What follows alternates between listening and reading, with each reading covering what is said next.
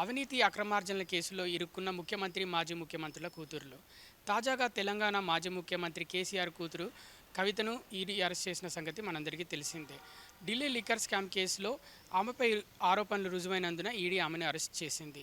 అలాగే ఒకప్పుడు తమిళనాడు ముఖ్యమంత్రి కరుణానిధి కూతురు కనిమొళిని కూడా ఈడీ అరెస్ట్ చేసిన సంగతి మనందరికీ తెలిసిందే. దీంతో పాటు తాజాగా కేరళ సీఎం పినరై విజయన్ కుమార్తె పినరై వీణాతో పాటు మరికొందరిపై ఈడీ అక్రమ నగదు చెలామణి చట్టం కింద కేసు నమోదు చేసింది. వీణా విజయన్ ఐటీ కంపెనీకి ఓ ప్రైవేట్ కంపెనీ నుంచి అక్రమ చెల్లింపులు జరిగినట్టు ఆరోపించింది. ఈ కేసుకు సంబంధించి వీణా విజయన్తో పాటు మరికొంతమందికి సమన్లు జారీ చేసింది ఈడీ.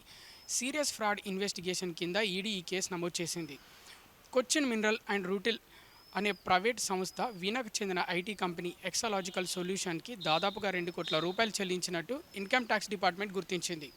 ఎలాంటి సేవలు అందించకుండానే ఈ చెల్లింపులు జరిగినట్టు ఐటీ శాఖ గుర్తించింది. అయితే ఈ ఆరోపణలన్నీ అవాస్తవమని కేరళ ముఖ్యమంత్రి పినరయి విజయన్ పేర్కొన్నారు. తన భార్య పదవీ విరమణతో వచ్చిన డబ్బుతో తన కూతురు పినరయి వీణా ఐటీ కంపెనీ సంస్థను స్థాపించిందని ఆయన పేర్కొన్నారు. కెమెరామెన్ సత్యతో కృష్ణబాల, పూరా లోకల్, హైదరాబాద్.